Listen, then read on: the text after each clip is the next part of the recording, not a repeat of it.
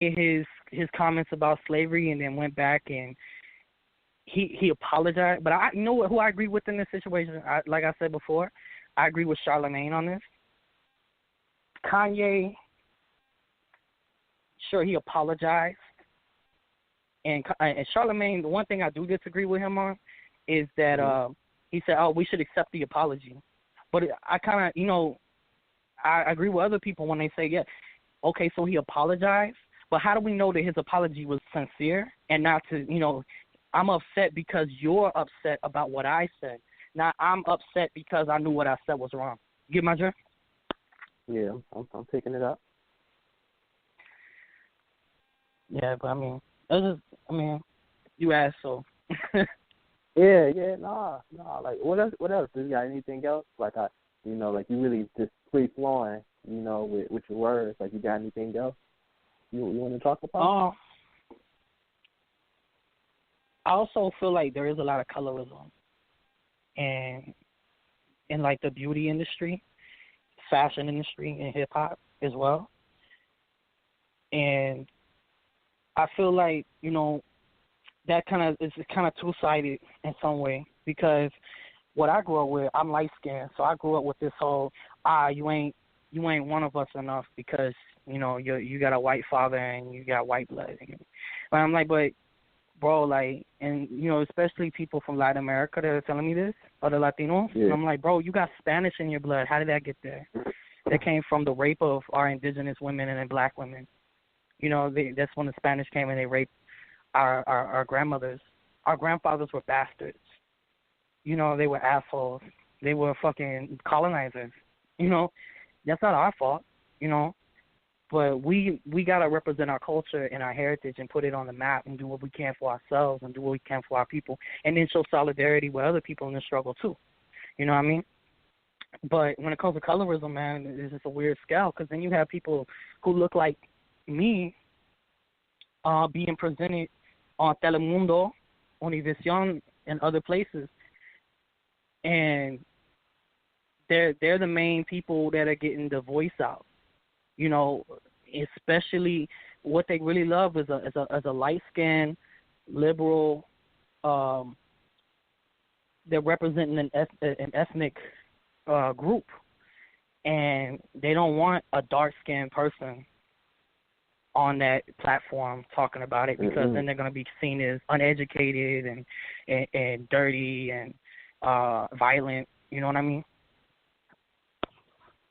So what do you think it would take for the world to accept a person of darker skin to be in that position? Educating our people, educating ourselves, breaking through the chains of mental colonization. Looking at it like, hey, like, where did this come from? Where did this mentality come from? It has to be addressed. Stop looking at it like, hey, I'm this way because that's what my mama said. I think that's an opt out. You know what I mean? Like, I think it's a cop out every time people say, like, oh, I'm this way because I was raised this way. That's the same thing that Ku Klux Klan motherfuckers say. I'm a racist because my granddaddy was killed by a black man.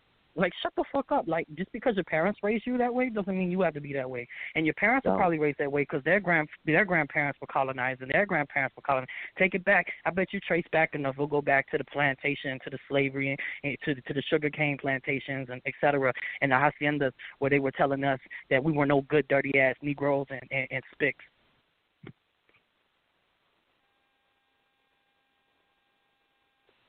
Yeah. So, let me ask you something. So, you seem very enlightened. Like, where did your journey start? Like you said, you're 23. Most people at 23 don't even think of this type of stuff. So, where did your journey start on trying to gain this knowledge that you have right now? I was 17. I came across a friend of mine on a party line. We used to go on there and we rap battle and stuff like that on this little party line. And yeah, are you familiar with the battle rapper from URL named Big Cannon? Yeah, I'm a battle rap fan.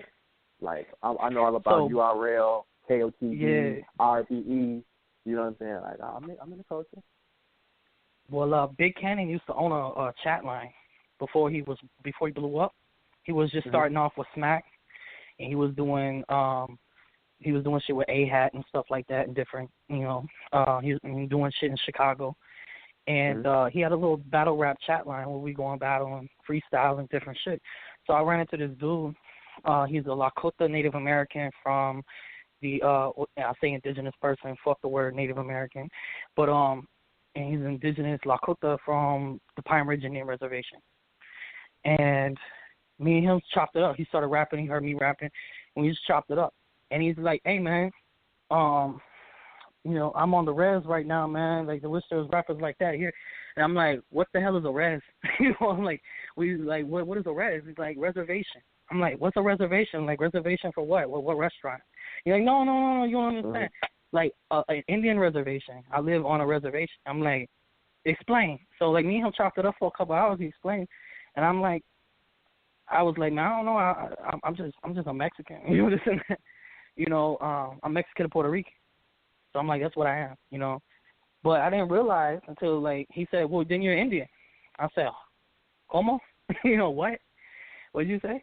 He's like, "No, like, you're an Indian." And I'm like, "I'm an Indian because where?" He's like, "No, you don't understand. Like, so-called Latinos are indigenous people." And I'm like, get out of here with that. I didn't believe him. So I had to look it up for myself. I researched it. And I came across this school called the Mexica Movement and a bunch of different, things. A lot of knowledge popped up about our ancestry and stuff like that. So I just studied for years and years, all the way to where I am now, gathering this knowledge and going through, I guess, an image change, really who I was, re-identifying myself, because I looked at it like, I'm not European, I'm not American. And they're like, "Oh, how are you not American? You're an American citizen, right?" And I'm like, American citizen by the standards of people who put it on paper at my birth without my say so. I'm an American citizen systematically, but I'm not an American citizen. I'm not an American citizen by heart or by spirit, because my ancestors were from here. We were here before that shit. We weren't.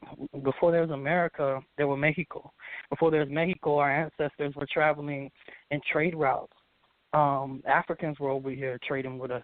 Everything. Like, they don't understand that history. They don't get it. So, like, I just had to attain all that knowledge, gather it up, put it in basically who I am, and build my identity off of that as I grew.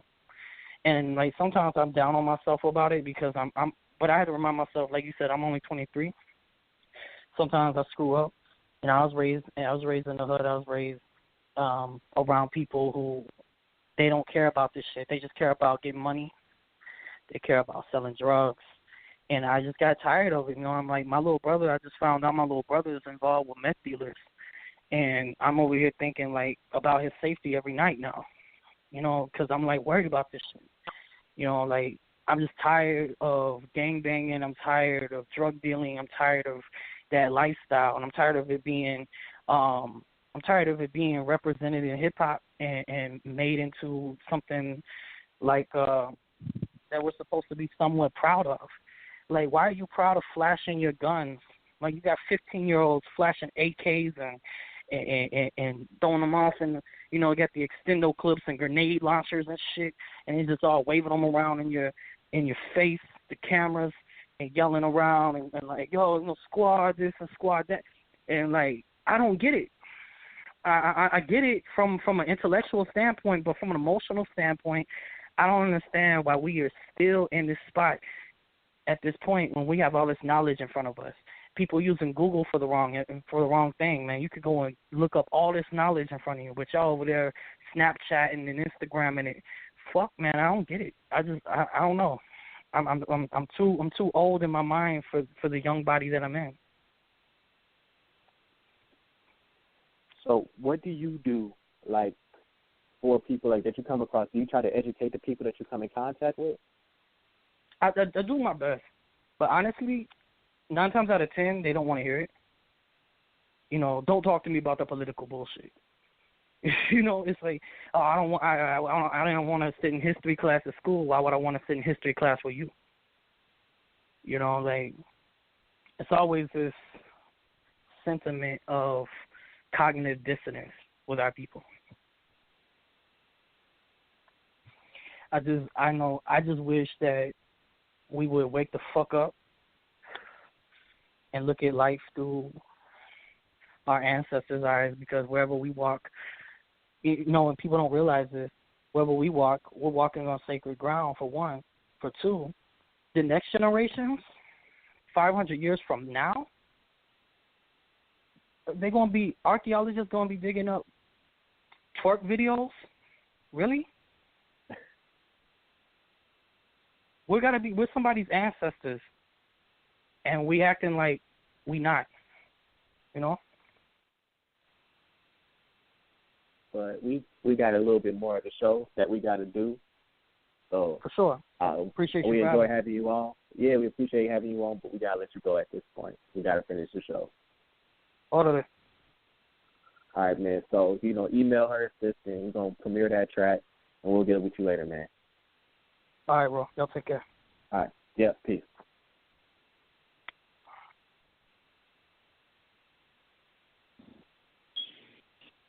Interesting to say the least. He for his age, very knowledgeable, and he kind of reminds me of all I know is his real name. Rap star, Hurricane Cam. Since they link up and sit down and debate a lot of. I think they could talk. It's honestly no joke. If they started talking today, they may wrap up the conversation by the next episode of He Said, She Said. Yeah. That's how deep Hurricane Cam is. That's how deep they are. Yeah, and how deep he is, too. Most definitely, thank you for calling in and shedding, the light on some things, dropping knowledge, on some things that people may not have known about. Those platforms are very important. We don't like to get too political on this show, but those platforms are very important. And I do feel that they are incorporated in the music industry. That's one reason why we're bringing a new show starting in November, Butterfly Kisses, to talk about chauvinism, socialism, sexism within the music industry. You gotta have him on. Oh, most definitely. So I know you're still listening. So make sure that you're giving, your contact information to my assistant, so we can get you back on a show for real. You can also follow the show on Twitter, on Facebook, on Instagram. It's just Endie Fiya. Make sure you're following us so you know when that show launches. But most definitely, we want to have you back and give you your time, on the show. But I think I stopped at what we talked about: birthdays, talked about death. So marriages. Nobody really got married that I know of. I'm gonna say that I know of. Justin Bieber and Haley Baldwin, they were spotted walking out of a marriage courthouse. In other words, a courthouse that's known for issuing marriage license on Thursday the 20th. Now, it hasn't been confirmed whether or not they simply picked up a license or if, in fact, they actually tied the knot. So we'll keep you abreast on whether or not Justin Bieber has gotten married. Well, also on the 20th, again, I gotta wish them a happy first year anniversary to Belcalis Almanzar and Thierry Stacey. You know them better as Offset and Cardi B. They celebrated their 1 year anniversary on. Yeah, I talked September to my boy 20th. Offset. He said he out here tonight. Yeah, I know. And guess who's home? You know what? Cardi's in Milan though. The Cream Agency, which is it just launched earlier this month, or the latter part of August, I want to say. That's Cardi's publisher. That's her agency. And so, Offset walked his first show during Fashion Week in New York. And so this week, or yesterday, Hennessy walked in the fashion show in Milan. And her girlfriend was in the show as well. So the Cream Agency is bringing on, some, Hennessy just was, I guess, I don't want to say nominated. She was given the honor of being one of New York's most fashionable